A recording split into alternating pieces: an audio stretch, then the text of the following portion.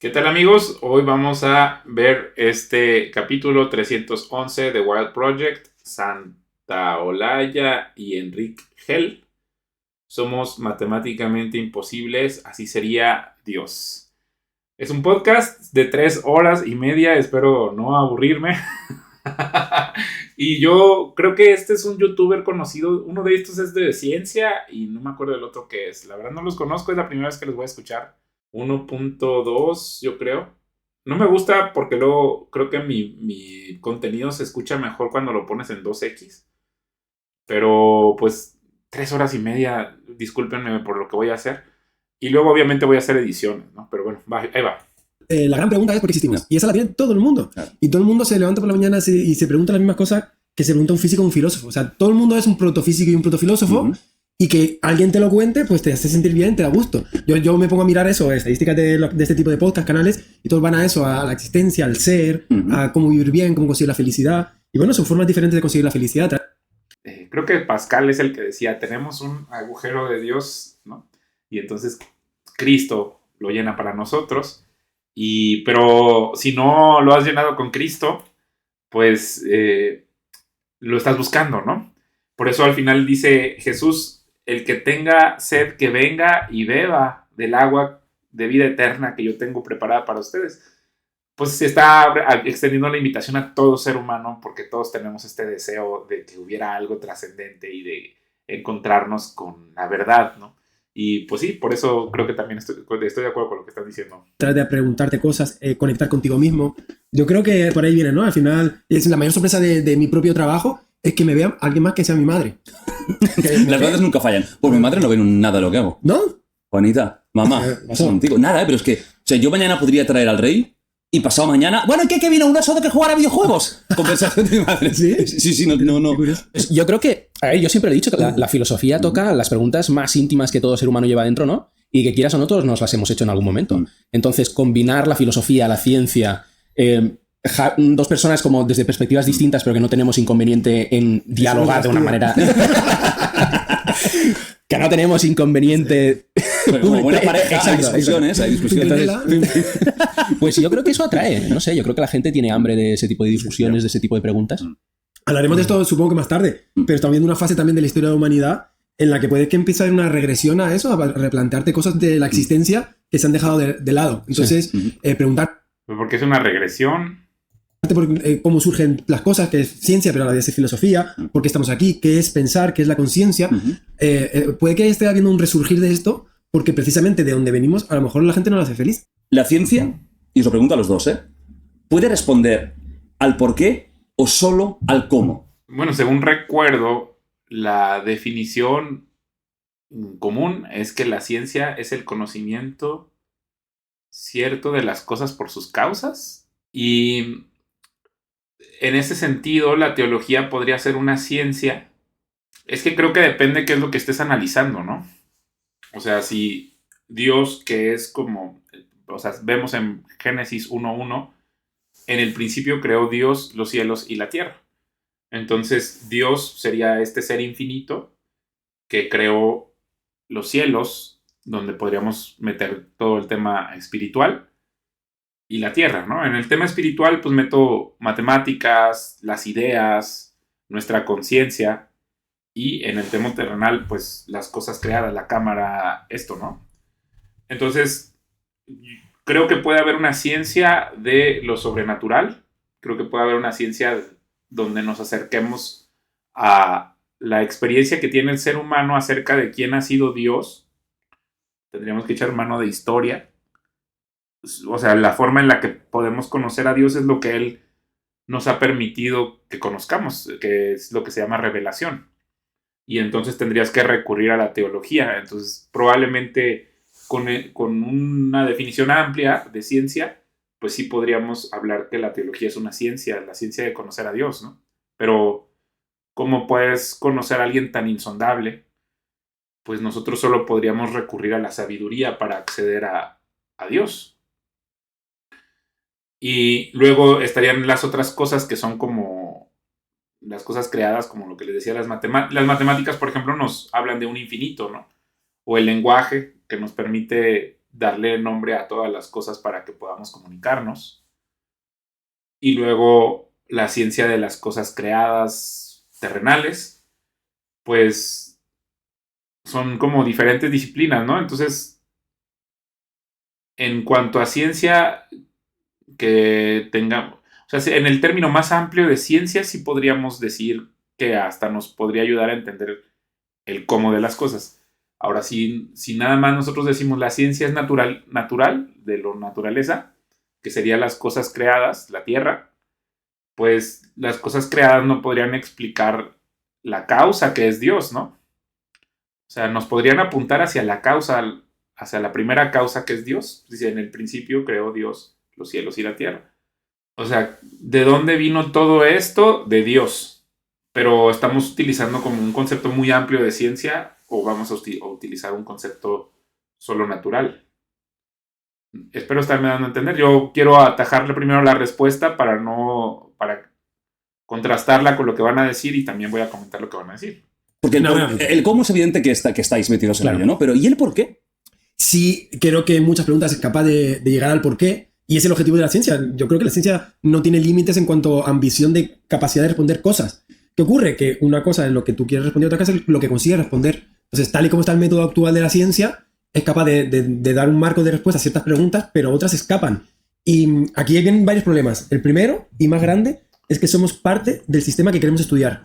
Con lo cual, jamás, y es una cosa que no se estudia en la Facultad de Ciencia y debería estudiarse, jamás podemos ser plenamente objetivos en cuanto a nuestro método de estudio de un sistema del que formamos parte. ¿Sabes? Y eso es una limitación muy grande, porque al final somos el observador que está implicado en el método de observar y es imposible no afectar el estado de lo que estamos observando. Sí, porque somos creados, ¿no? Entonces somos parte de la creación, eso es lo que le está diciendo y estoy totalmente de acuerdo con eso. Hay una frase, ¿no? Si el universo si el cerebro fuera tan simple como para poder entenderlo, no podríamos entenderlo porque seríamos muy simples. Puede que con el universo también pase algo parecido, que al final el universo es muy complejo, lo que hace que exista seres como nosotros, pero es tan complejo que ni siquiera nosotros mismos lo podemos entender. O sea, la propia complejidad es la que permite que haya cosas, pero esa complejidad a la vez nos cierra la capacidad de llegar a cierta profundidad.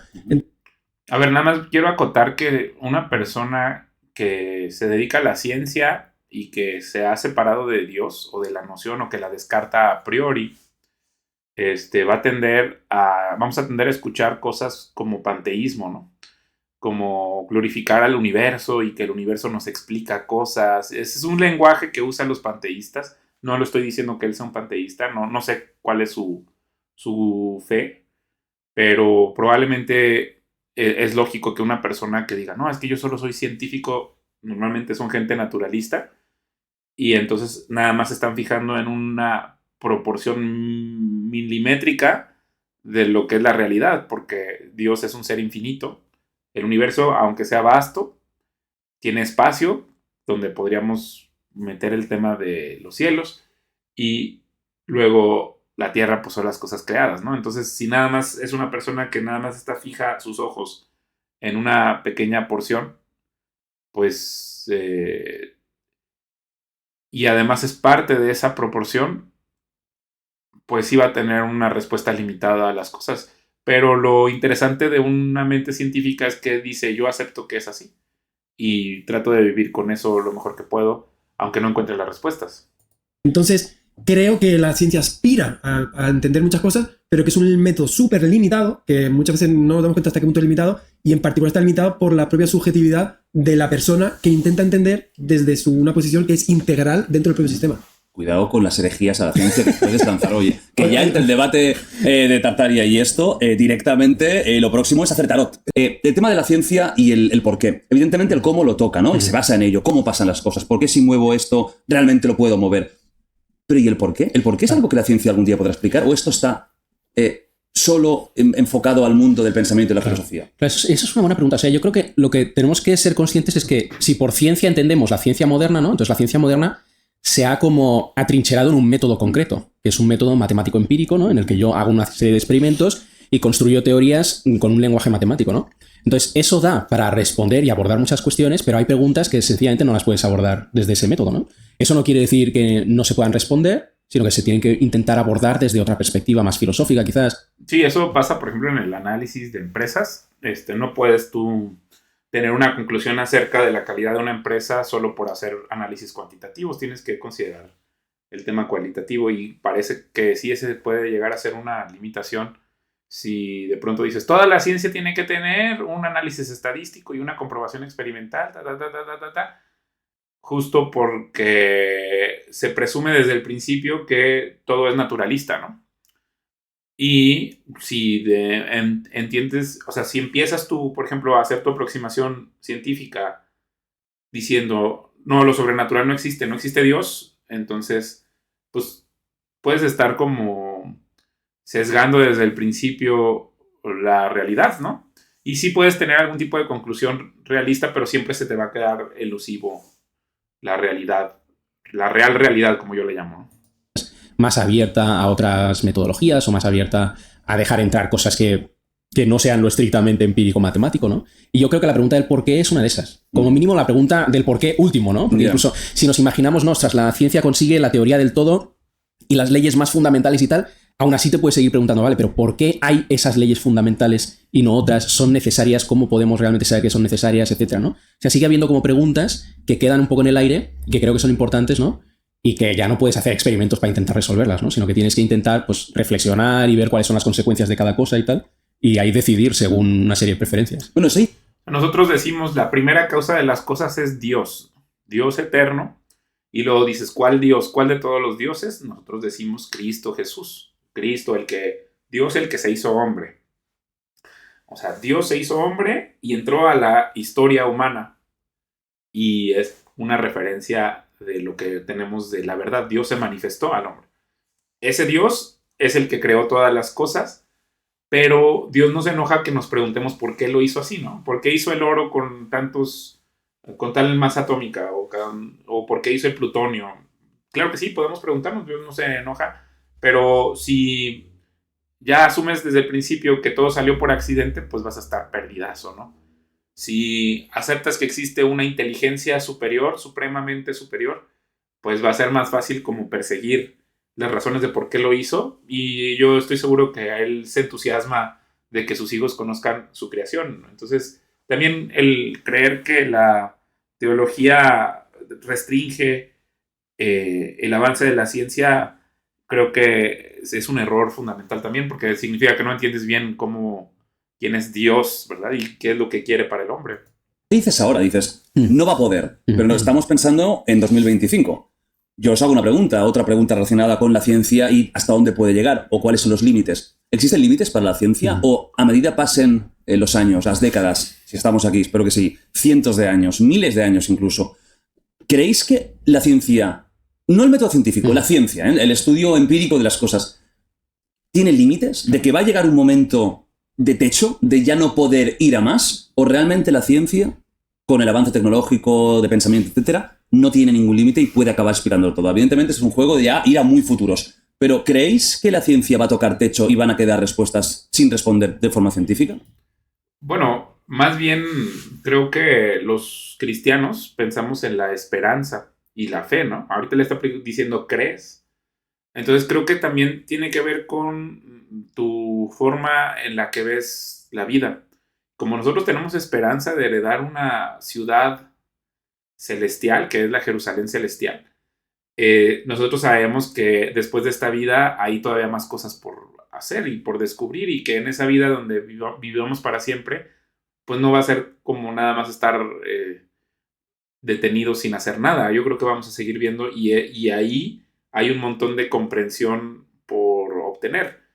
Ahora, si la pregunta es antes de la Jerusalén celestial, en estos 80 años de vida, pues creo que es parte de que todos hemos comprobado que a Dios nos pone toda la creación a nuestras manos para descubrirla, conocerla, sojuzgarla, estar a cargo de ella, ¿no? Entonces, pues, y siendo humanos limitados en nuestro cuerpo, pues no podemos comprenderlo todo ahorita en este momento, pero lo interesante es que el conocimiento permite la ganancia compuesta, ¿no? Entonces, puede llegar a ser que comprendas algo de algo, lo mejor, algo de algo, ¿no? y luego el total de algo, pero no es todo lo que existe. Entonces, ese total de algo, luego vas a descubrir algo de otra cosa, y luego todo de esa cosa, y luego lo vas a combinar. Y, o sea, en general creo que el proceso es ilimitado porque tenemos esta esperanza de que el futuro puede ser siempre mejor, ¿no? El futuro de esta vida real más el futuro de la que vamos a heredar en la Jerusalén celestial. Eso es mi respuesta a la pregunta. Es una gran pregunta y de nuevo creo que una de las claves la ha dado él en cuanto a qué es la ciencia. La ciencia actual tiene un método y ese método puede evolucionar. Entonces no sabemos qué puede ocurrir en un futuro, pero si el método va evolucionando va a abarcar otras formas de generar conocimiento y quién sabe qué puede ocurrir. Lo que es correcto a día de hoy es que ha habido un programa histórico materialista de intentar entender la realidad conforme a un proyecto basado en una intuición, que es un dogma de fe, que el mundo es comprensible y es matematizable, que ha funcionado muy bien y que nos ha traído hasta aquí. Pero eso no viene del naturalismo o del materialismo, eso viene del cristianismo. O sea, que el hecho de que hay un creador que lo hizo todo lógico, pues nos permite querer comprenderlo, pues, ¿no? O sea, eso es una cosa fundamental de hace mucho tiempo. Desde cualquier persona que tenga acceso al Génesis, en el principio creó Dios los cielos y la tierra, y luego está escrito de forma lógica, pues te está haciendo la invitación a que lo comprendas. Contrario a decir todo surgió por accidente y es de lo aleatorio, pues entonces ¿qué sentido tendría tratar de entenderlo? Pero no sabemos, y aquí viene una cuestión muy interesante, que hay escuelas que debaten al respecto, si ese programa se puede extender hasta el límite en el cual todo responda a una realidad matemática última, o si realmente este proyecto, como dices tú, tiene un límite. Entonces, creo que es una cuestión abierta y que está en debate en cuanto a que hay muchas personas que... hay una escuela que son reduccionistas, materialistas, que creen que sí, que todo responde a cómo las pequeñas partes del universo se interrelacionan conforme a unas leyes y una realidad matemática. Con esa mentalidad podría explicarlo todo. Y según estos reduccionistas, la ciencia debería ser capaz de responder cualquier cosa que te imagines. Un pensamiento, una idea, cualquier cosa que tú te puedas imaginar se podría reproducir o se podría predecir usando las matemáticas. Pero hay otro tipo de pensadores, filósofos, que creen que no, que la realidad última, el del universo, no es científico-matemática y por lo tanto ese tipo de aproximación es insuficiente. Claro. Ahora, hay una cosa que él dejó entrever que... o sea, quizás una de las preguntas que está haciendo es si el universo tiene límites. Entonces, sí hay un límite que podemos percibir por cosas constantes, ¿no? Como la velocidad de la luz o la constante de la gravedad.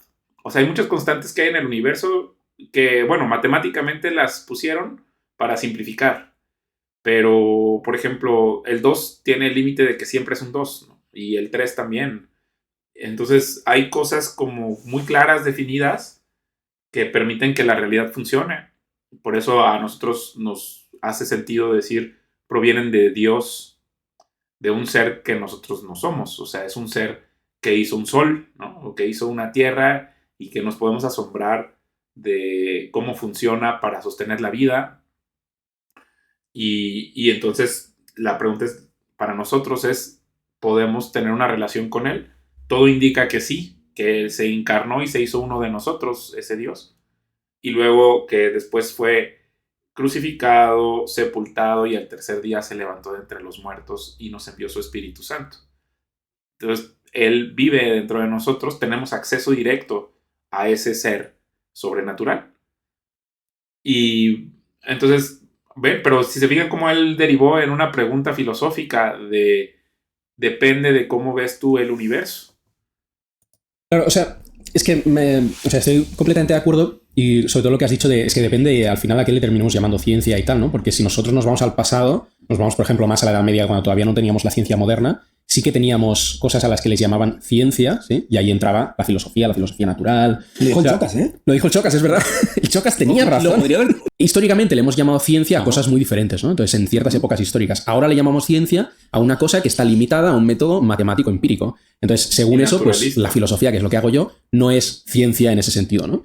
Pero a lo mejor en el futuro, pues volvemos a expandir esa noción de ciencia para que abarque otras disciplinas intelectuales como la filosofía, ¿no? O sea, al final, O sea, lo que decía es que sí que hay preguntas, me parece, que tú con ese método no las puedes abordar, ¿no? O sea, ¿tú crees que con el método científico actual? Con un método matemático empírico puedes responder las preguntas que se prestan a ese método, ¿no? Pero habrá preguntas que es que no hay manera de abordarlas utilizando esa metodología, ¿no? Por ejemplo, una pregunta que creo que no la puedes responder abordándola desde el método matemático empírico es ¿por qué funciona ese método? ¿Sí? O sea, ¿por qué es que algo tan abstracto como las matemáticas nos permiten entender algo tan concreto como la realidad física, ¿no? O sea, pues es eso, ¿no? Que los cielos y la tierra, ¿no? O sea, de eso estamos hablando, pero si se fijan, están como diciendo, o sea, otra vez, ¿no? En el principio creó Dios los cielos y la tierra, ¿no? Entonces, si nada más miras tú en el tema de la tierra, o desde el cielo ves la tierra, no estás viendo a Dios, que es el que lo creó todo. Entonces, hay una parte de la ecuación que no estás considerando o que le estás descartando a priori que no te va a permitir comprender las cosas. ¿dónde se da? O sea, ¿cómo es que hay esa adecuación, no? Pero ellos qué dirían, que estiman un resultado y si la cosa es correcta acaba dando ese resultado, ¿no? Y eso demuestra que la hipótesis es correcta. Claro, pero tendrías que hacerlo en todos los casos, supongo, ¿no? Para demostrar que ese programa tiene sentido. O sea, desde luego que el dogma reduccionista es un dogma, en el sentido de que no se puede demostrar y intentar demostrarlo es un tiro en el pie porque no tiene sentido demostrar algo así. Bueno, hay cosas, por ejemplo, que el método científico no nos puede permitir volver a comprobar, ¿no? Por ejemplo, si Dios se encarnó en un hombre, en Cristo, pues ¿cómo podríamos nosotros volver a probar que Dios se encarna en alguien más a nuestra voluntad en un laboratorio? O por ejemplo, la creación, ¿no? O sea, nosotros solo podemos concluir cosas de juntar piezas con la comprensión que tenemos en este momento de las cosas. Entonces, no, o sea, por eso le llaman que es una ciencia forense, porque se utiliza un método de conjeturas para decir, esto es lo que en realidad pasó, ¿no? Cosas del pasado, pues solo podemos comprenderlas con conjeturas que no las podemos meter en un laboratorio. No podemos volver a recrear el Big Bang, aunque lo están tratando de hacer en el CERN. No, es imposible, ¿no? Porque es una cosa que ya pasó hace mucho tiempo. Por ejemplo, no podríamos volver a hacer la guerra de Napoleón en Waterloo. Es un hecho histórico y entonces lo revisamos con otro tipo de método que no deja de ser científico porque queremos tener el conocimiento cierto de las cosas. Por ejemplo, si quisiéramos que nosotros estamos otra vez en el plano material y quisiéramos acercarnos a Dios, la forma correcta es a través de métodos espirituales, es decir, en una oración, ¿no? Dios, Él está disponible, o es lo que se nos ha dicho, y podemos acercarnos a Él simplemente con humildad. Ya ven, esto ya es un tema espiritual, y hacer una oración de un Padre Nuestro, acercarnos a Él, porque queremos tener una relación personal con Él. Y en ese sentido puede ser experimental también, solo que va a ser con un método diferente al matemático. Incluso sí podrías, yo creo, tener una libreta y registrar todas tus experiencias con Dios. Hay mucha gente que lo hace y está usando un método, pero se está conectando con algo que sobrepasa la situación natural, ¿no? Pero es un programa que está funcionando, que va bien y que yo supongo que una forma de demostrarlo es que llega a un final, ¿no? O sea, que sea capaz de explicarlo todo. En principio, yo tengo también ciertas dudas en cuanto a que cada vez que la ciencia se enfrenta a lo subjetivo, que es la experiencia humana, patina. O sea, y luego si te fijas en las grandes incógnitas de todas las áreas de la ciencia, apuntan al mismo lado.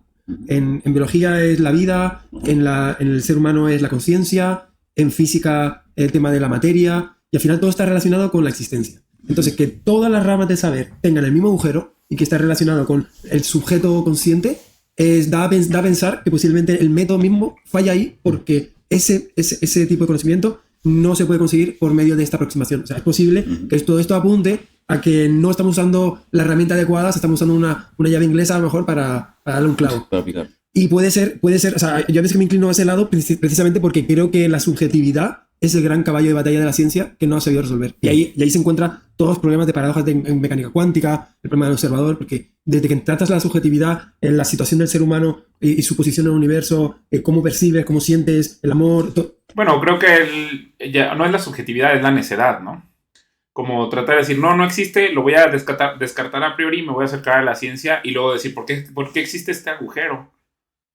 pues es por tu necedad, ¿no? O sea, no tiene nada de malo que seas subjetivo, que seas un ser subjetivo. Simplemente tienes que ser realista de entender cuál es realmente lo que significa ser humano respecto a un ser supremamente superior. Y una vez que tú entiendes eso, puedes acercarte al resto de las cosas sin esa ansiedad y descubrir cosas nuevas sobre lo que ya está construido. Pero como estás buscándolo con ansiedad porque lo descartas a priori, pues eso es necedad. Antes decíais el tema de las matemáticas. Las matemáticas es un invento humano. Eso es indudable. Es un invento humano. No es indudable. ¿No? ¿Por qué no? O sea, yo creo que hay mucha. Yo creo Existen que patrones, evidentemente, pero quien inventa al final el álgebra, el cálculo, son los humanos, no son Claro. las O jirafas. sea, yo creo que quizás como la gran. Bueno, las descubre el humano. ¿Cómo que las inventa? Bueno, o sea, sí está. A ver, o sea, la subjetividad es parte de la realidad, pero no es toda la realidad. Por ejemplo, y eso es muy interesante cuando ya te metes con el mundo real de, por ejemplo, cartografía o topografía. Vas a un lugar y ahí está el río. Eso me pasaba en mi primer trabajo, que yo llegaba y yo no tenía esta noción espacial de el norte, el sur. Entonces llegaba a un lugar y estaba totalmente perdido. Y mis jefes que estaban más acostumbrados ya decían, aquí está el cerro que viene el mapa, aquí está el arroyo. O sea, tú llegas y te presentas y con tu subjetividad es parte de esa realidad, pero no es la que define la realidad, porque el arroyo está ahí o el cerro está ahí. No tiene nada que ver si tú lo aprecias o no, o si tú consideras que es sagrado o no. Ahí está el arroyo. Digo, ahí está esa planta, ahí está ese árbol. Es lo que haces con la topografía.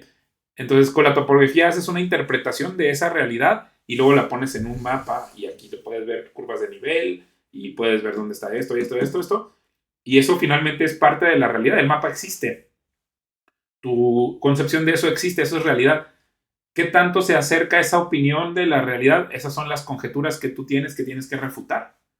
Pero tu mapa no, o sea, tu mapa es real, pero el árbol de ahí también es real, y el arroyo y el cerro. O sea, hay una realidad objetiva y nosotros, nuestra apreciación de esa realidad objetiva es parte de la realidad, pero no debemos encerrarnos en que nuestra subjetividad es lo único que entendemos como real.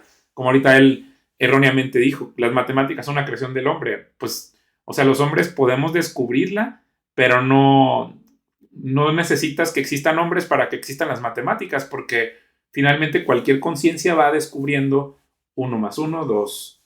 No sé si me va a entender. Espera, no son las jirafas. O sea, hay unos señores que empiezan a ver que inventan los números, inventan... Claro, la pregunta es, ¿pero se lo están inventando o es algo que están descubriendo? ¿Sabes? Es una estructura... Claro, es un gran debate dentro de la filosofía de las matemáticas, ¿no? Yo no lo había ni planteado, ¿no? Para mí las matemáticas, pues es evidentemente un invento humano para explicar ciertas cosas y que funciona de maravilla.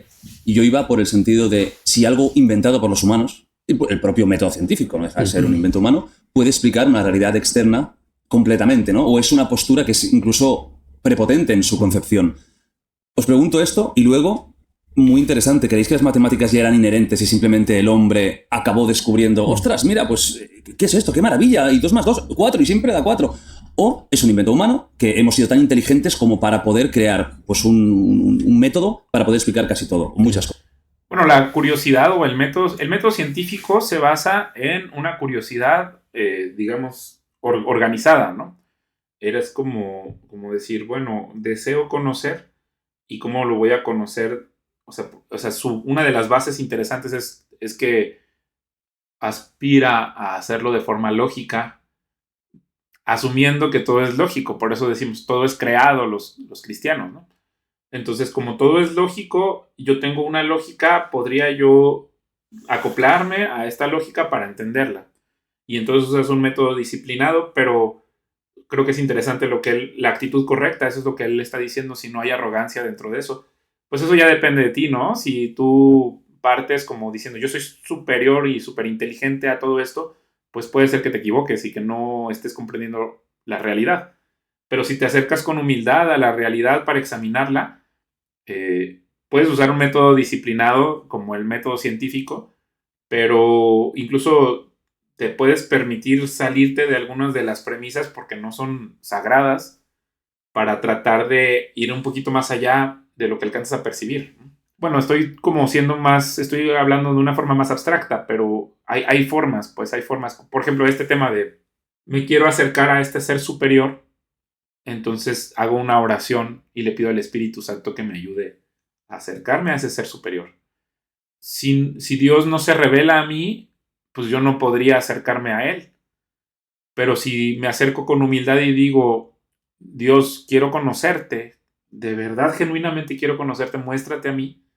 Entonces, si lo haces con humildad, ese es un método para acercarte a ese ser supremamente superior. Pero si desde el principio soy arrogante y digo, ay, pues a ver, muéstrame quién eres, si se fijan en esa actitud, nunca voy a encontrar eso sobrenatural. Estoy muy feliz con la aproximación que estoy empezando a darle a la vida neoplatónica, neopitagórica. He conectado mucho con lecturas que estoy haciendo sobre filósofos de esa época. Ven, este hombre es panteísta. Neoplatónico, pitagórico, es panteísmo lo que él está proponiendo. El panteísmo le da la divinidad a las cosas creadas. Cuando dice yo soy un hombre de ciencia, es un hombre panteísta que le da esta divinidad a las cosas creadas, y vamos a escuchar su aproximación. Pero no deja de ser un ser humano en el que Dios quiere vivir, ¿sí? O sea, él es un santuario y él también es un santuario y yo también soy un santuario.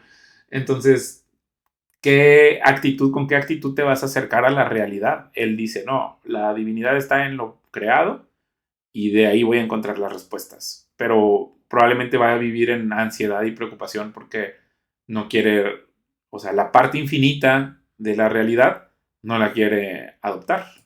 Y también de cómo la ciencia abrazó la filosofía neoplatónica y cómo a partir de ella surgió como una nueva forma de entender la realidad. Y ahí, ahora estoy estudiando la revolución científica, cómo surge de todo, realmente el proyecto científico es un proyecto neoplatónico basado en la fe que tenía un colectivo de personas. El neoplatonismo llegó a la época del Renacimiento a través, primero con la caída de Constantinopla, se creó también una academia de Platón allí en Florencia, surgieron estudios también de griego, una cátedra de griego. Todo eso hizo traer nuevas ideas que desbancaron, lo siento, el aristotelismo. Y trajeron una nueva forma de entender la realidad a través de una concepción platónica, según la cual Platón tenía la idea de que la base de la realidad era geometría, matemáticas. Y el proyecto científico es un proyecto basado en esa misma concepción. O sea, los creadores de la ciencia, empezando por Copérnico, eran neoplatónicos. Kepler hizo una teoría muy bonita de sentido platónico, pitagórico, de cómo había un orden matemático y Dios era un matemático y nosotros estamos recibiendo, él sentía una epifanía, una revelación, lloraba cuando recibió la idea del misterio cosmográfico y todo eso. O sea, lo que quiero decir es que cuando Galileo decía, esta es la gran frase de las ciencias que se estudia como el nacimiento de la ciencia, es una frase de Galileo que decía, la naturaleza está escrita en el lenguaje de las matemáticas y sus letras son círculos y cuadrados. Se toma como la frase fundacional de la ciencia, olvidando su trasfondo filosófico. Y el trasfondo filosófico es pitagórico-platónico, y el sentido que tiene esa frase es, en la realidad tiene un trasfondo matemático claro. O sea, si las matemáticas funcionan sobre la realidad, porque la realidad es matemática. Bueno, allí está interesante lo que él está diciendo, pero creo que está equivocado porque Juan habla de logos, ¿no? En el principio era el verbo era con Dios y el verbo era Dios, y que Cristo es este verbo que se encarna. Entonces, tampoco es que Cristo necesite a Pitágoras o a Aristóteles o a Platón para ser quien es, ¿no? Al contrario, ellos descubren a Cristo a través de las matemáticas y podemos encontrar lógica y por eso nos acercamos a lo creado a través de la lógica. Entonces, el cristianismo no necesita estas cosas para avanzar la ciencia, pues. Pero, pues si esto que está diciendo es verdad, pues, o sea, lo que estoy diciendo es que el asumir que todo es lógico no proviene de Pitágoras o de los clásicos griegos. Es algo que lo puedes percibir desde Génesis 1. Y digo que me excita porque me está gustando mucho. O sea, yo ahora cuando estoy estudiando, a mí mi filosofía favorita, cuando yo leo y me siento feliz, cuando estudio Platón y el mundo de las ideas y todas las corrientes que han surgido a partir de ahí. Entonces, Por eso digo que hay una respuesta a esta pregunta que es de orden pitagórico-platónico y la respuesta es: las matemáticas funcionan en el universo porque el universo es matemático. Dios, Sí, lo que- ellos eran un dios pagano, ¿no? El dios de Sí. Platón. Sí. Dios es matemático. ¿Has visto el clip Le de pone Dios? comillas porque es panteísta al final, ¿no? Y justo, si se fijan, ese comillas es su propio orgullo y su obstáculo para comprender la realidad completamente. Por eso se acerca a la ciencia con ansiedad. Y pues, ¿qué tanto puedes avanzar con ansiedad? Para ti, comparándolo con Javi, ¿tú estás de acuerdo? ¿No acabas de estar de acuerdo? Yo no estoy nada... no.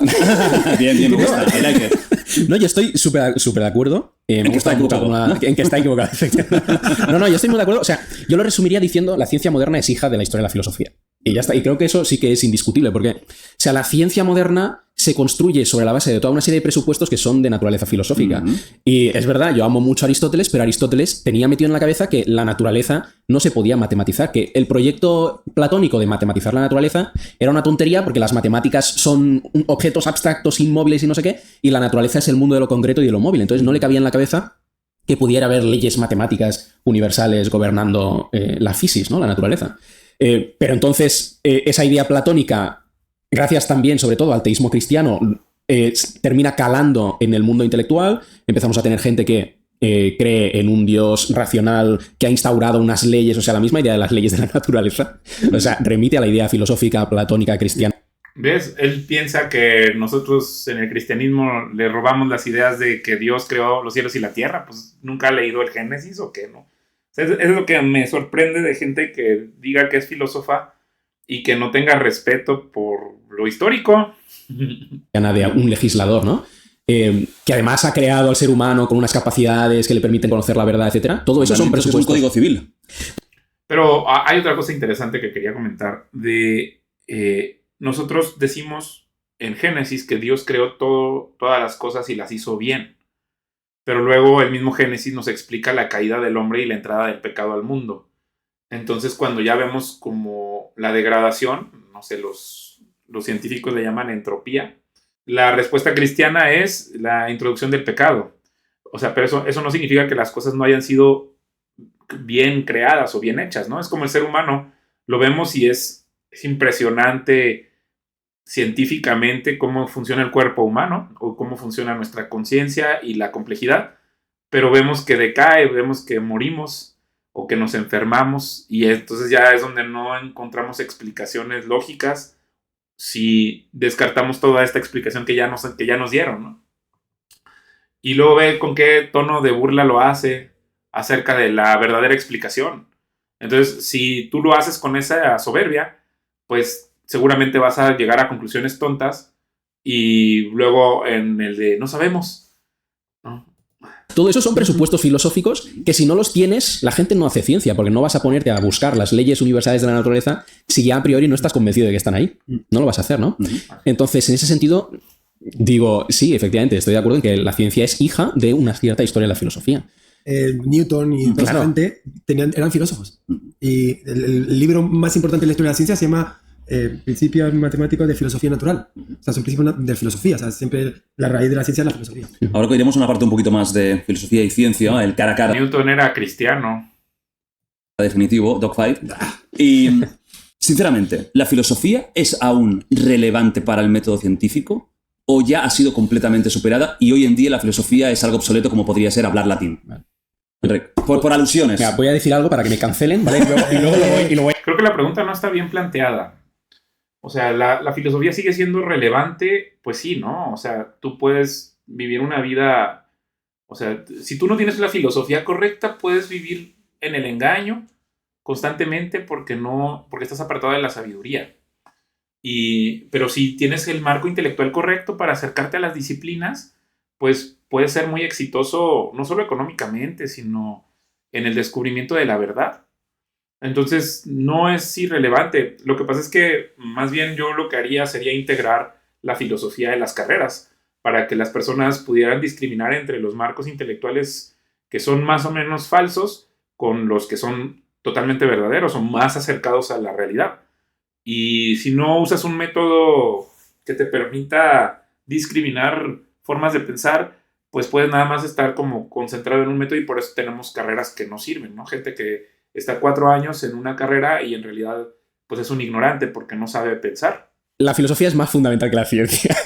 ¡Ya! ¡Se acabó! Entonces, voy a explicar por qué. ¿Qué quiero decir? O sea, no quiero decir que los filósofos seamos más importantes Tengo el que título del los clip, científicos. solo para que lo sepas. Tengo el título Tienes ya. el título ya. Está puesto. Que podría ser que lo fuéramos, pero no es eso, ¿no? Pero sí que creo que la filosofía, o sea, la relación que la filosofía tiene con la ciencia es la de que la filosofía está tanto en la entrada como en la salida de la ciencia. A mí me gusta explicarlo de esta manera, ¿no? ¿Por qué? Porque, de nuevo, como decía antes, ¿no? La ciencia misma, en la boca... Mira, no lo había pensado de esa manera, ¿Con el estómago pero no está en el proceso? Bueno, espérense cuando escuche que la filosofía es una rama de la teología. Se va a escandalizar este canal. Por lo que decía antes, ¿no? La ciencia descansa sobre toda una serie de presupuestos filosóficos que ella por su mismo método no puede ni intentar demostrar ni abordar, sino que los tiene que dar por supuestos para poder realmente ponerse a hacer ciencia, ¿no? Cosas como que efectivamente existe una realidad extramental que funciona en base a unas leyes regulares universales que en todas partes son iguales y que no van a cambiar, que el ser humano tiene unas capacidades cognitivas que puede aprender estas verdades y entender la realidad, ¿no? Entonces, la misma discusión, porque hay una discusión dentro de filosofía de la ciencia entre lo que se llama el realismo científico y el instrumentalismo científico, ¿no? La diferencia es básicamente sobre la pregunta de si la ciencia realmente conoce algo real o solamente construye modelos útiles que nos sirven a nosotros para movernos por el mundo, pero que realmente no están aprendiendo nada, ¿no? El instrumentalista te dice que solo son modelos útiles, ¿no? Como, bueno, pues sí, el geocentrismo era un modelo útil y nos servía para unas ciertas cosas, dejó de servirnos, ahora hemos adoptado otro, ahora hemos adoptado la mecánica cuántica porque es útil para hacer no sé qué, pero en que en realidad no estamos desvelando ninguna verdad natural de la realidad natural, ¿no? Lo usamos como herramientas. Sí, lo usamos como herramientas para movernos por el mundo, pero que realmente no estamos aprendiendo verdades sobre la naturaleza de las cosas. Volvemos ¿no? un poco a lo del por qué y el cómo. Exacto. Bueno, qué interesante, pero mientras sea útil, también es parte de la realidad, diría yo, ¿no? O sea, no significa que esto que comprendemos de la realidad no haya cosas por descubrir. Mientras nos sirva, forma parte de... O sea, por ejemplo, yo estoy pensando, por ejemplo, en la ganancia compuesta, ¿no? Es una fórmula matemática que utilizamos para tomar decisiones de negocios. O sea, de inversión. Pero no significa que no existan fórmulas matemáticas más precisas para calcular cuánto estás ganando por segundo, ¿no? En un sistema que se está creciendo conforme la ganancia compuesta. Pero necesitamos saber milimétricamente cuánto estás ganando cada segundo o necesitas tomar una decisión respecto a un año. Y las dos son aproximaciones científicas, pero una es más útil y la otra requiere un montón de tiempo, poder matemático, para tener el número milimétricamente exacto, pero al final, no sé si se fijan que al final se tiene que ver con la sabiduría de tomar la decisión correcta que genere esa ganancia que quieres generar, ¿no? Entonces, creo que o sea, hay discusiones que vale la pena tener, pero no engancharse en ellas, ¿no? Y creo que esa es una de ellas. Estamos en el cómo, pero no el por qué, ¿no? Estamos en una pregunta que, fíjate, como es una pregunta acerca de qué es lo que consigue el método científico, yo no la puedo responder utilizando el método científico. Porque yo no puedo hacer ningún experimento para demostrar si los experimentos consiguen aprender algo real o no, ¿sí? Porque es una discusión más como de base, ¿no? Entonces, ahí yo tengo toda una serie de presupuestos que la ciencia necesita darlos por supuestos para poder funcionar y la discusión sobre ellos tiene que ser de otra naturaleza, ¿no? Entonces, ahí es por lo que digo que la filosofía siempre está en la entrada de la ciencia. ¿Por qué lo digo? Porque muchas veces los datos que obtenemos de la ciencia están abiertos a interpretación, ¿sí? O sea, los puedes interpretar desde muchas cosmovisiones filosóficas diferentes, o sea...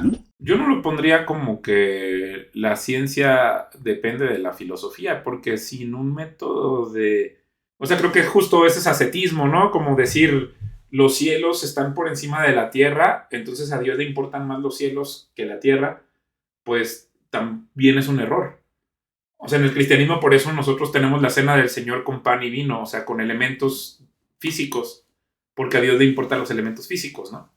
Entonces, ¿cómo podrías tú llegar a tener conclusiones si no tienes un contacto con la realidad física? Por eso los cristianos nos bautizamos en agua, ¿sí? O sea, por eso la iglesia vive en un cuerpo que tiene contacto con la realidad para redimir la realidad que está caída por el pecado. Por eso tus acciones importan. Si nada más importara como lo abstracto, creo que también estás cometiendo el error de la base del ascetismo, de decir, tenemos que alejarnos de todo esto porque esto es imperfecto y no sirve. Lo creado, me refiero, no la Biblia.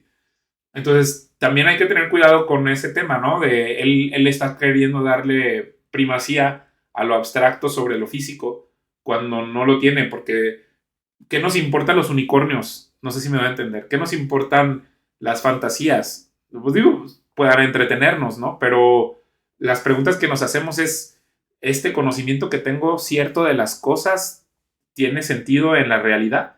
Porque entonces te podrías dejar ir por falsas doctrinas, ¿no? O por mentiras y estar soñando de Goku o, por ejemplo, las cosas de Nietzsche, ¿no? Que se inventaba lo de la... Bueno, en fin, vamos a seguir. Pero sí, no sé si me estoy dando a entender que lo físico es tan importante para Dios como lo abstracto, pero al final son cosas creadas y más importante que comprender todas estas cosas es tener una relación con Cristo, porque si al final Cristo nos va a sacar del mundo para una nueva vida con Él, pues eso sería realmente lo relevante, ¿no? No estar envuelto en estas dudas que luego te quiten la capacidad de tener una relación con el creador de las cosas. O sea, está padre tener preguntas acerca de las cosas, pero es mejor tener una relación con el creador de las cosas, ¿no? Mucha gracia cuando el materialismo reduccionista que tú decías muchas veces se presenta como, no, esto es lo que la ciencia ha demostrado, ¿no? Yo creo que eso es una especie de mitología de la ciencia. Se utiliza la ciencia como un mito para apuntalar una cosmovisión filosófica o, en el fondo, es intentar colar una filosofía bajo la bata del científico, ¿sabes? Como esto es ciencia, pero en realidad es una filosofía, ¿no? Porque no deja de ser una interpretación concreta de los datos y los datos de por sí están abiertos a múltiples interpretaciones, ¿sí? No te están forzando a adoptar una interpretación concreta la mayoría de las veces. Entonces, a la hora de interpretar los datos, ahí vuelve a entrar otra vez la filosofía, porque es lo que necesitas para decidir entre las distintas hipótesis. Cuando ya no puedes hacer experimentos para decidir a ver cuál de las dos hipótesis es la correcta, porque son todas compatibles con los datos empíricos, pues necesitas evaluarlas apelando a otro tipo de criterios, ¿no? Entonces, por eso digo yo que la filosofía es más fundamental que la ciencia, ¿no? No quiere decir que los filósofos seamos más importantes que los científicos. ¿Tú estás de acuerdo con la salida? ¿O con la... A veces, Casi todo, muchas veces los datos están abiertos a la interpretación. Pero a lo mejor alguien más cerrado científicamente te diría, bueno, esto no tiene nada que ver con la filosofía. Alguien más cerrado filosóficamente podría llegar a decir. Filosóficamente me encanta. Claro, por eso es lo que quiero intentar transmitir. A veces se presenta una interpretación filosófica de la ciencia como la única posible y por tanto es la ciencia y no deja de ser una filosofía de ciencia que se ha puesto la bata del científico, pero es una filosofía más. ¿Tú estás de acuerdo con esto? Sí, quiero responder. Y luego fíjense cómo este tema de filosofías pretende apuntar hacia una explicación teológica, ¿sí? O sea, con esta filosofía, bueno, pues, podría ser, ¿no? O sea, podría ser que tú digas, voy a tratar de comprender lo creado, ¿no? A través de abstracciones, y luego de ahí tratar de ver si me puedo encontrar con Dios. Pero en ese camino, si tú dices, yo no quiero saber nada de Dios, yo estoy enemistado con Él, y me voy a clavar aquí, esto se puede convertir en idolatría, ¿sí? Y es una trampa, porque entonces luego te enamoras de las cosas creadas y te fijas en ellas, en el término de fijación, y entonces puede ser tu perdición, porque puedes terminar atrapado en el mundo y haberte perdido la oportunidad de conocer al ser supremamente superior que está abierto para tener una relación personal contigo. Y creo que me gustaría recuperar algo del pensamiento renacentista, y en particular estoy medio obsesionado con Leonardo da Vinci, y él tenía una idea sobre el mundo que se ha perdido. De alguna forma, el mundo moderno es un programa, un proyecto que se estableció más o menos en esa época, el nacimiento del mundo moderno, del pensamiento científico, la revolución científica, que tenía una mentalidad y unos pensadores muy importantes, Francis Bacon, Newton y demás, crearon una forma de entender el mundo que nos lleva hasta nuestros días. Pero en ese proceso se han perdido ciertas cosas. Y una de las cosas que se ha perdido, que yo creo que además viene muy bien a responder a esta pregunta y que creo que se debería retomar, es el hecho de entender la realidad de una forma integral. O sea, una cosa que ha pasado es que hemos fragmentado el conocimiento y hemos generado zonas estancas de forma muy artificial, en el sentido de que la naturaleza no entiende de qué es biología, qué es química, qué es matemáticas, qué es física, qué es filosofía, sino que la naturaleza es integral. Estos primeros pensadores lo entendían así, y de hecho ellos mismos tenían... Dicen, la naturaleza no entiende, o sea, como si fuera la naturaleza... O sea, la naturaleza es la creación, es parte de la creación, no es como que... Y ahora ya le está dando hasta conciencia a las cosas físicas creadas. ¿Ven? Ese es el tema, como que él en ese panteísmo ya se quedó atrapado, ya no alcanza a ver al creador. Actividades que a nosotros parecen contradictorias, pero que ellos las sentían de forma natural porque entendían todo de forma integral. Por ejemplo, estos grandes pensadores iniciales eran, pues, les estaba contando antes que estoy estudiando cosas súper locas de Nicolás de Cusa, que es uno de los padres del pensamiento filosófico moderno, pero aparte era mago, o Ficino, y ya yendo a Galileo era astrólogo, Newton era alquimista, Copérnico creía en la magia, Giordano Bruno... O sea, no, este carnal después de ser panteísta va a terminar en el tarot, va a terminar en las cosas estas de ocultismo. Ya eso es lo que está sugiriendo. Todos esos personajes, y no es que por la mañana se levantan, no, ahora voy a ser mago. Y hacían cosas de mago y por la tarde, ahora soy científico. Ahora la ciencia. Voy a hacer matemáticas. No, ellos tenían una comprensión, ellos no entenderían. De hecho, hay una frase que leí en un libro de Galileo, de Da Vinci, que me encantó. Él no es que, la pregunta es, ¿él hacía ciencia para el arte o arte para la ciencia? Y la respuesta es que no categorizaba ni la ciencia ni el arte. Él no decía, ahora voy a pintar. No separaba. Exacto. Ahora voy a observar los rayos de luz. No. O sea, él ejercía su curiosidad natural que proyectaba sobre la realidad para mejorar su experiencia de vida. Pero él no lo hacía bajo las gafas del científico y luego las gafas del artista. Él tenía una visión integral dentro del proceso de conocimiento y de toda la experiencia de vida, guiada por su curiosidad, que era el principal motor, donde conseguía entender las cosas mejor cuanta más amplia era esa experiencia de vida. Y por eso diseccionaba cadáveres, por eso se iba a un arroyo a observar los remolinos, por eso luego te hacía un dibujo, intentaba entender las sombras y tal. O sea, era una persona que no habría entrado en una universidad española. No habría entrado, no habría disfrutado, no se habría adaptado y habría sido expulsado del sistema. Porque no se corresponde a las categorías modernas de qué es el conocimiento y cómo se aplica. Y debería darnos para pensar mucho el hecho que estos grandes creadores del pensamiento moderno no habrían entrado en la universidad. De hecho, no nacieron de las universidades, Galileo, o sea, sí están en la universidad y demás, pero sus ideas han sido siempre fuera del sistema. Y el sistema es hijo de esos pensadores, pero los ha prostituido en el sentido en que no ha tomado su verdadera esencia. La esencia que hizo crecer la ciencia era un pensamiento integral basado en la curiosidad.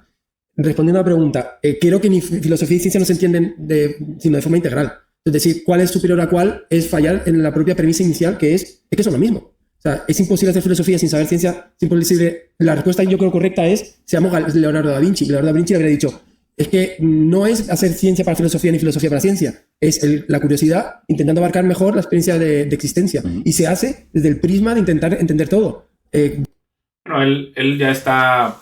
O sea, no está mal tener categorías de las cosas. Creo que si en la praxis lo separas, por ejemplo, en el cristiano, ¿no? Que separas como mi vida secular y mi vida religiosa. En la práctica creo que ese es el error, pero es verdad que vas al culto el domingo y que luego te enfrentas al mundo fuera del domingo.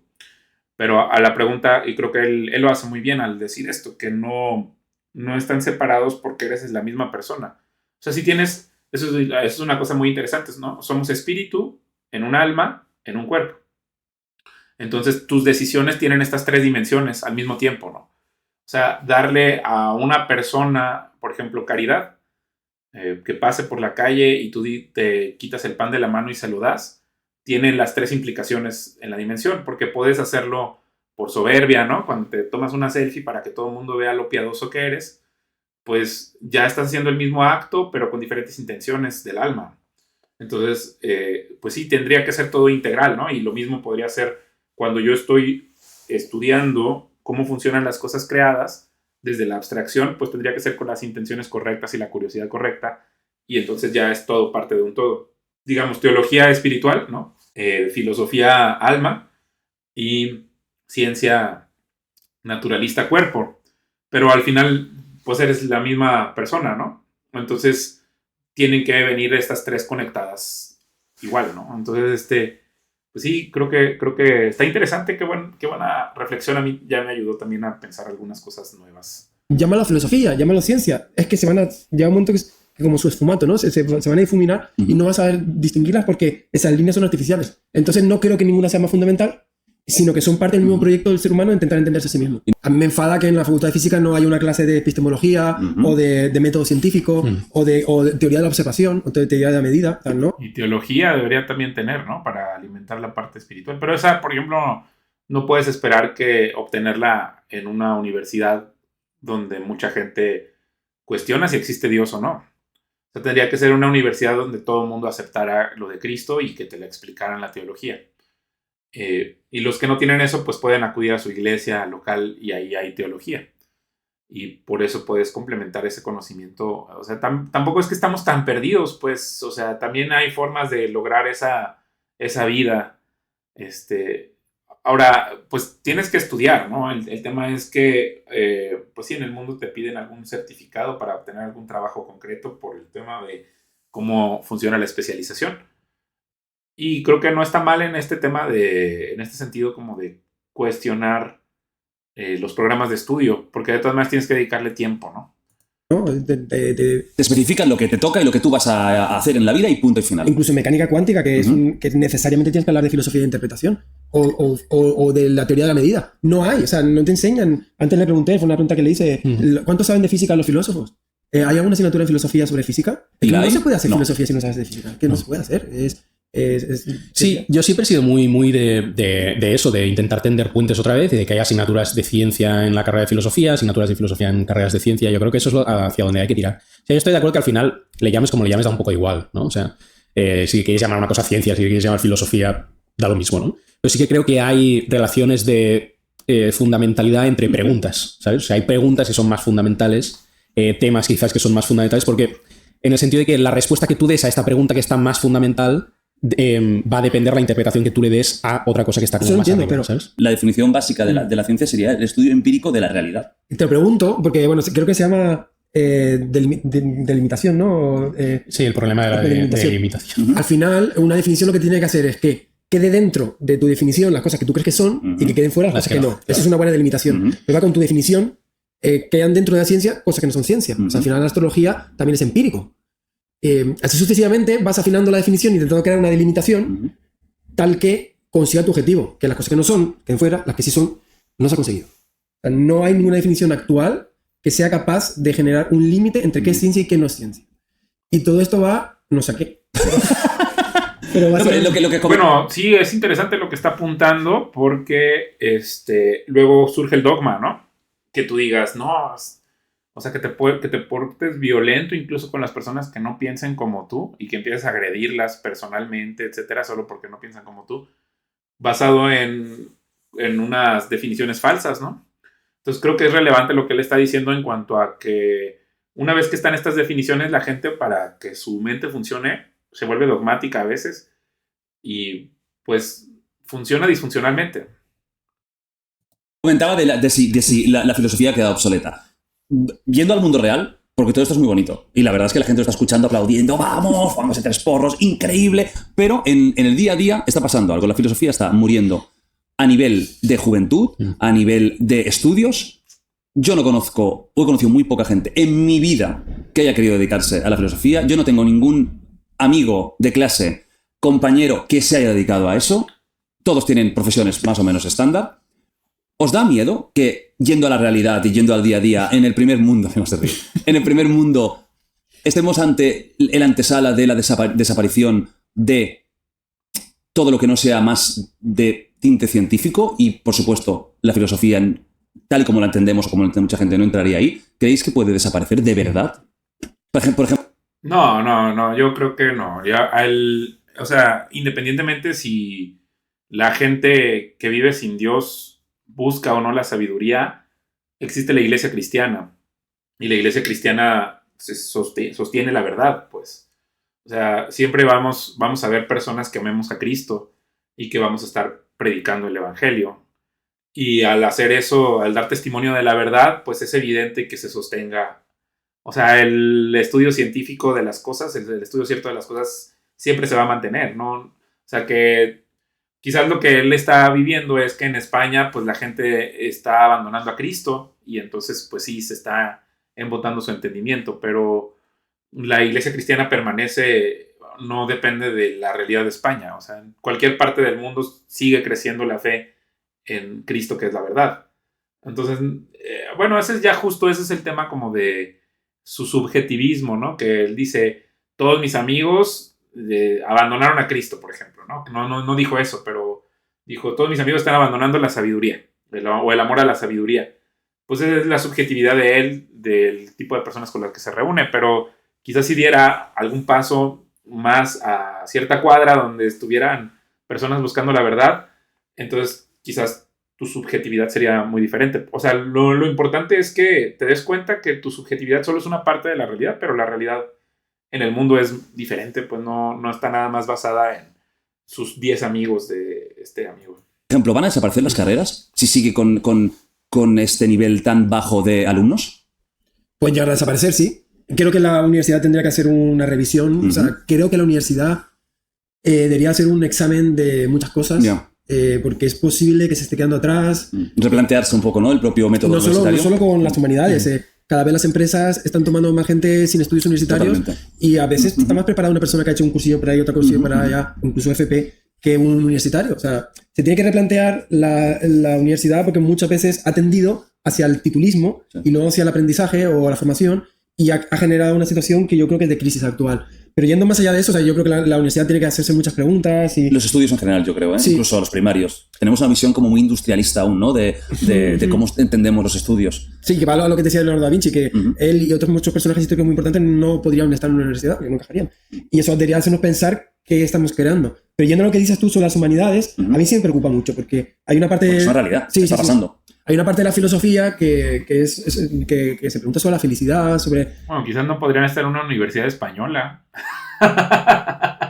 O sea, yo estuve en una universidad donde pues más bien había sorpresas por traer cosas nuevas de formas de pensar, pero no... Yo nunca me sentí que, por ejemplo, la universidad en la que yo estuve tuviera una restricción a que yo pensara diferente.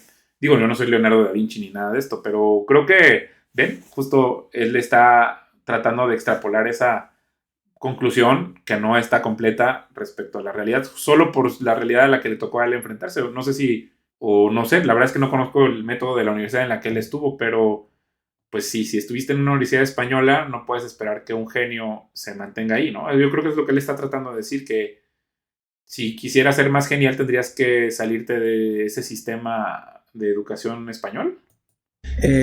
Dilemas éticos, modernidad. O sea, hay una parte de la filosofía que es muy práctica y que, o sea, más allá de la filosofía, de la metafísica, de las cosas un poquito más que van hacia... O sea, no tiene que ser Hegel, o sea, hay cosas más prácticas también, ¿no? Sí, pero para la gente... Vamos a decir que aún hay también un prejuicio de que la filosofía puede ser extremadamente complicada, y hay algunos autores que lo son. Sí. Y que es aburrida. Y eso es un estigma que tiene, y que evidentemente no estamos de acuerdo en uno de los tres, pero el estigma existe. Sí, y eso es así, ¿eh? Yo lo que quería... Bueno, hay una crítica a los filósofos, ¿no? Ahorita que las estoy revisando cada una de ellos, pues muchas son mentiras. Entonces, ¿para qué perdería yo dinero, tiempo, esfuerzo en estudiar mentiras o basura, ¿no? O sea, imagínate que estuvieras pagando $1,000,000 al año para que te enseñaran Nietzsche y luego que te reprobaran si no dices lo que el maestro quiere escuchar. Pues yo creo que sí, yo sí me desalentaría, yo no perdería mi tiempo con un profesor ateo, ¿no? O sea, con un necio que según él se sienta filósofo, pues sí sería una pérdida de tiempo, la verdad. Y pues sí tienen razón en no dedicarse tiempo, pero eso no significa que no busques la sabiduría en otra parte, ¿no? Quería decir que hay una parte de filosofía que es muy útil en tiempos como los modernos, cuando nos preguntamos, oye, ¿qué opinamos del neoliberalismo? Oye, ¿y qué pasa con las pantallas y los teléfonos? Oye, ¿cómo debería ser la educación? Creo que perder la filosofía es vendernos a ese programa de proyecto de felicidad basado en ese consumo, en esa forma de satisfacción inmediata de lo que el cuerpo te pide. Es que el cuerpo te va a pedir videojuego, entretenimiento, dopamina. Pero la felicidad no es necesariamente eso. Y si queremos de los clásicos, la virtud es pensar, es la intelectualidad. A mí, cuando te encuentro los vacíos que me aparecen cuando me doy a mis placeres, siempre acabo en un vacío que me lo rescata pensar, leer, tocar el piano, o sea, cosas que de verdad me conectan conmigo mismo. O sea, lo que quiero decir es que perder las artes, las humanidades, la ciencia y el pensamiento es hipotecar o vendernos a una pseudo-felicidad hedonística basada en un proyecto que no funciona. Y que se ha visto que no funciona a nivel de felicidad. Pero justo, por eso se me hace tan interesante recurrir a la realidad, ¿no? Si somos espíritu que vive dentro de un alma, que vive dentro de un cuerpo, pues él está apuntando diciendo, la felicidad no la voy a encontrar si nada más me enfoco en el hedonismo del cuerpo, ¿verdad?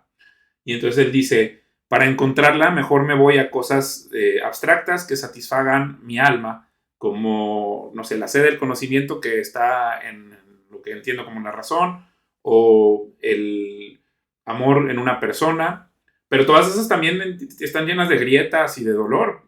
Entonces nosotros decimos, lo que realmente satisface el alma es el espíritu, que se conecte con Dios, ¿no? Nacer de nuevo en el espíritu. Como le decía la mujer samaritana que iba al pozo de agua y le dijo Jesús, si bebieras del agua que yo doy, no tendrías sed jamás. Y ella dice, pues dame de beber de esa agua para que yo no tenga que volver a este pozo. Y entonces ella tiene el encuentro con el Mesías, ¿no? O sea, el encuentro con el Mesías es el que satisface esa sed intrínseca que todos tenemos. Por eso Jesús decía, yo soy el pan que descendió del cielo, el que crea en mí no tendrá hambre ni sed jamás. Y en otra parte él dice, yo soy la luz del mundo, el que cree en mí no andará en tinieblas, sino que tendrá la luz de la vida. Entonces cuando tú tienes este encuentro con Cristo, se altera todo el resto de todas las cosas de lo que crees que satisface, y la satisfacción plena la encuentras en Él porque estamos hechos para, o sea, estamos hechos para recibirlo a Él como lo que sacia nuestra sed. Y él además quita toda la culpabilidad porque Él se lleva toda la culpabilidad y todo el rechazo en la cruz. Y luego nos da la vida eterna porque se levantó de entre los muertos. Entonces esas ya son necesidades reales que quedan satisfechas a través de Cristo y que hace que todo lo demás se vea borroso o que pierda, incluso decía Pablo, yo por Cristo veo todo lo demás como basura. Pero no por un tema asceta, sino por un tema de que Él es el que te está invitando a una vida verdadera, como que tu vida, tu espíritu empieza a percibir la realidad y entonces ya lo empiezas a ver todas las cosas con esa dimensión real que tienen, en lugar de estar aferrado a las cosas, ¿no? Por ejemplo, al que se mete a las sustancias. Pero no significa que a Dios no le importe el mundo físico. A Dios le importa muchísimo qué hacemos en el mundo físico con nuestras decisiones, cómo manejamos el dinero, cómo tenemos nuestras relaciones personales. Y es verdad que si no tuviéramos un cuerpo físico no sabríamos distinguir entre a dónde acaba una persona y dónde empieza la otra persona. ¿Cómo será en la Jerusalén celestial cuando tengamos cuerpos renovados?